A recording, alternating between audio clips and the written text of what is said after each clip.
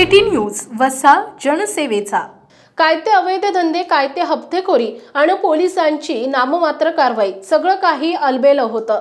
बुलढाणा जिल्ह्यात इतर लोकप्रतिनिधी सुद्धा झोपा काढत होती की काय, हा प्रश्न जनतेला देखील पडला होता। दरम्यान आता दुसऱ्यांदा निवडून आलेले आमदार संजय गायकवाड यांनी हे मुद्दे तारांकित प्रश्न म्हणून मांडले। तसेच पोलिसांची कारवाई देखील सुरू झाली आहे। परंतु आणखीन एक प्रश्न रेंगाळत आहे, तो असा की आतापर्यंत हे का सुरू होतं याची चर्चा रंगत आहे।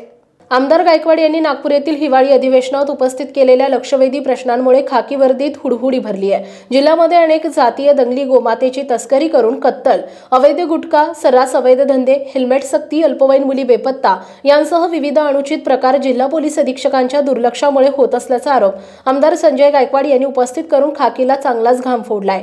दरम्यान बुलढाणा जिल्ह्यात पोलिसांनी काल रात्रीपासूनच छोट्या मोठ्या कारवाईला सुरुवात केली आहे। अवैध धंदे आजचे नाहीत, ते पूर्वापासून सुरू आहेत असं सूर विरोधी पक्ष नेत्यांनी आवळला होता, तेव्हा मात्र दखल घेतली गेली नाही। भाजपचे आमदार जिल्ह्यामध्ये त्यांनी कधी या संदर्भात ब्र शब्द काढला नाही। आता मात्र त्यांच्याच मित्रपक्ष असलेल्या शिवसेनेचे आमदार संजूभाऊ गायकवाड यांनी अतिक्रमण असो की अवैध धंदे बंद करण्याचा तारांकित प्रश्न मांडलाय। विकासाच्या मुद्द्याला मांडता येत असते आणि त्यांनी मांडलं पाहिजे होतं। हे मुद्दे सोडून अवैध धंद्यांचा मुद्दा त्यांनी उपस्थित केला असा आरोप आता त्यांच्यावर होत आहे। अतितटीच्या विधानसभा निवडणूक स्पर्धेमध्ये निवडून आलेले आमदार संजय गायकवाड यांनी हे पाऊल उचललं असल्याचं त्यांचेच कार्यकर्ते आता चर्चा करतायत। City news Buldhana.